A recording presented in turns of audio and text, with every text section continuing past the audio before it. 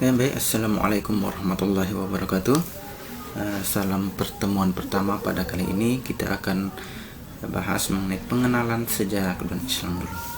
Kita belum masuk ke materi, namun kita harus tahu dulu apa sebenarnya sejarah kebudayaan Islam itu. Baik, sebelum masuk ke pembahasannya juga di sini perlu diketahui profil saya. Seperti kata pepatah, tak kenal maka tak sayang. Baik, langsung saja kepada profil. Ini nanti ketika kalian di sekolah, jangan sampai kalian lupa atau tidak menandai gurunya sendiri. Baik, yang pertama, nama saya Ahmad Fauzi Ridwan, SPDI. Tempat tanggal lahir Dasan Baru, tanggal 6 bulan 7 tahun 1990. Alamat di Dasan Baru, Sakra, Lombok Timur. Yang kedua ada riwayat pendidikannya. Di sini sejarah Pak Guru menempuh pendidikan ya lumayan rumit juga. Di sini yang pertama dan Madrasah Ibtidaiyah Negeri Riau, itu yang berada di Flores, Nusa Tenggara Timur. Yang kedua jenjang SMP di SMP 1 Riung, itu juga ada di NTT juga, sama di SMA-nya di sana di Mandreo di NTT juga. Dan yang terakhir S1 berada di Yahya Pancor. Next ke pengalaman kerja. Sudah menjadi guru dan operator Madrasah Salamiyah di Sakra, itu sudah tahun 2015 sampai dengan tahun 2018. Khusus gurunya sebenarnya masih ngajar juga sampai sekarang. Terus yang kedua tahun 2018 sampai dengan sekarang ini sudah mengajar di MAN 1 Lombok Timur. Terus yang ketiga tahun 2019 sampai dengan sekarang juga masih sebagai operator TK atau RA. Yang terakhir tahun 2019 sampai sekarang aktif sebagai keanggotaan BPD desa di tempat saya tinggal. BPD itu artinya adalah Badan Permusyawaratan Desa. Guys, setelah ke profil, mari kita langsung lanjut next. Oke, sebelum masuk ke intinya tadi, seperti Pak Guru jelaskan, apa itu sebenarnya sejarah kebudayaan Islam. Mari kita lihat satu persatu. Baik, di sini ada gambar tayangan singkat mengenai video, bukan video ya, tapi gambar slide yang ada di sini. Ini menunjukkan bahwa keadaan kondisi sosialnya seperti apa di sana. Ini gambarannya. Yang pertama. Yang kedua, nah di sini ada berhala juga. Di sini orang-orang Makkah waktu itu penyembahan berhala. Yang terakhir di sini ada orang-orang yang melakukan perbincangan. Ini artinya orang habis dari peperangan, bisa jadi ya, orang dulu juga gemar dalam hal ketangkasannya dalam hal berperang. Next, di sini ada bangunan Ka'bah yang didirikan oleh Nabi Ibrahim beserta anaknya Ismail. Nah, setelah mereka wafat, setelah beratusan tahun lamanya beralih kepada penyembahan berhala. Di sini di sekelilingnya ada patung-patung berhala di sini. Ini setelah Nabi Ibrahim dan Ismail wafat dan orang-orang soleh juga wafat. Akhirnya tergeser dari penyembahan tauhid sehingga ke penyembahan berhala. Next. Oke, baik, dari segi asal muasalnya dulu kita pisahkan dulu apa itu sejarah, apa itu kebudayaan, apa itu Islam. Yang pertama kita berbicara mengenai sejarah ya. Sejarah dapat diartikan bahwa adalah catatan mengenai detail dengan lengkap tentang segala sesuatu ya. Baik itu berupa sejarah mengenai Islamnya atau sejarah orangnya ketika zaman dahulu seperti apa. Nah, ini pengertian dari sejarah. Terus ada kebudayaan. Arti kebudayaan segala upaya yang dilakukan oleh umat manusia untuk menghasilkan dan mengembangkan sesuatu baik yang sudah ada ataupun yang belum ada agar memberikan manfaat bagi kehidupan manusia. Itu artinya kebudayaan. Kalau kebudayaan ini menghasilkan sesuatu yang buruk, ini bukan berarti kebudayaan. Nah, itu ini. Lanjut. Oke, sekarang Islam. Islam sendiri sebenarnya banyak sekali pengertiannya. Islam itu agama yang dibawa oleh Rasulullah, atau agama tauhid, itu banyak sekali versinya. Namun di sini kita langsung saja mengambil kesimpulan.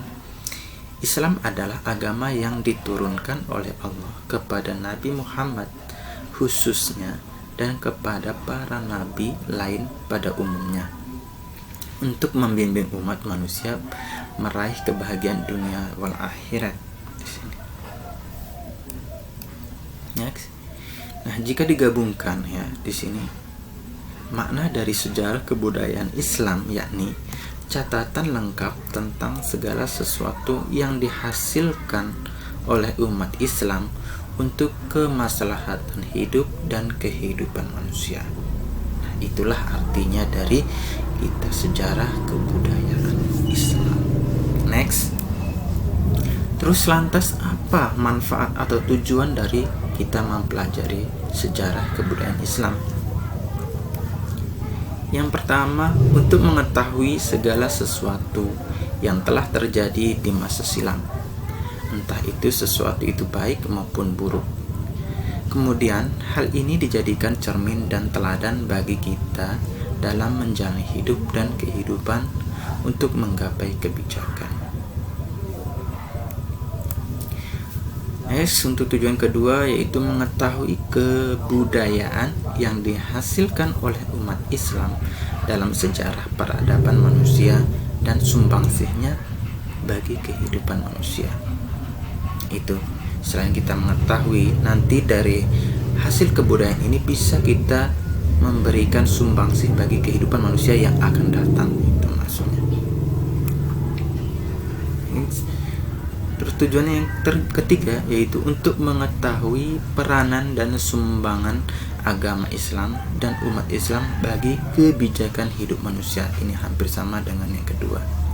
Apa yang kita pelajari kemarin bisa membawa manfaat pada zaman-zaman berikutnya, bahkan sampai pada zaman akhir nanti. Next. Baik. Untuk mata pelajaran sejarah kebudayaan Islam, materi pembelajaran untuk 1 semester dulu yang akan kita pelajari di sini nanti. Di sini ada kompetensi dasar yang harus kita kuasai. Yang pertama yaitu kita harus bisa menganalisis kebudayaan masyarakat Mekah sebelum Islam.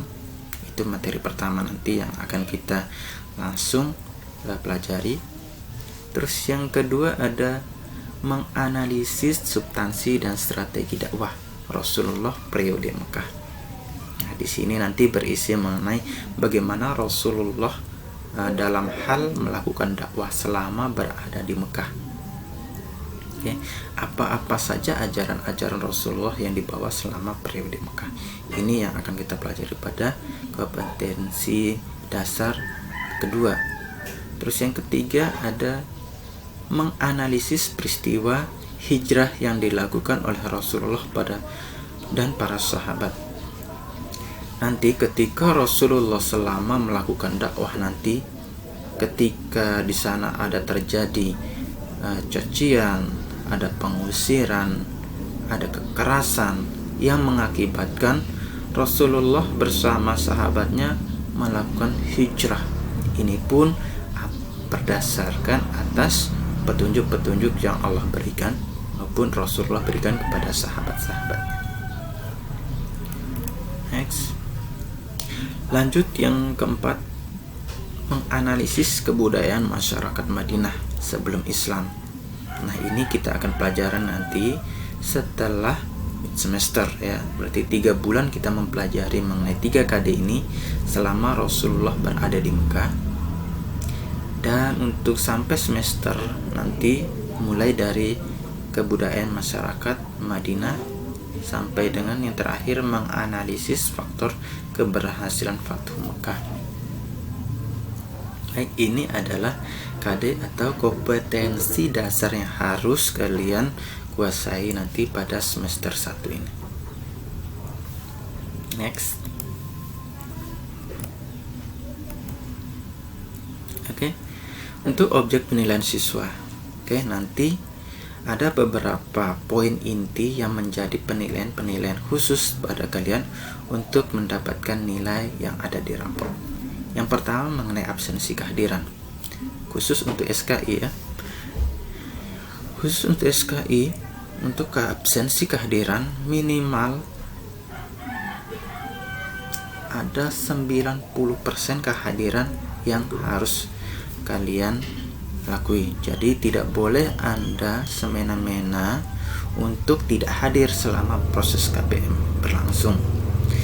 Bagi yang tidak bisa online, bisa mengirimkan alasan saat pembelajaran berlangsung dengan mengirimkan SMS kepada Pak Guru agar Pak Guru juga bisa melakukan klarifikasi mengenai ketidakhadiran kalian. Next. Untuk interaktif selama KBM daring. Baik, di sini juga keaktifan kalian. Bukan berarti kalian ketika melakukan daring lantas kalian melakukan KBM setelah online kalian langsung hilang. Namun di sini Pak Guru ingin sekali untuk kalian itu bisa bertanya, interaktif, sharing dan lain-lain. Ini menjadi penilaian tersendiri juga untuk kalian. Lanjut untuk tugas dan PR di sini ya.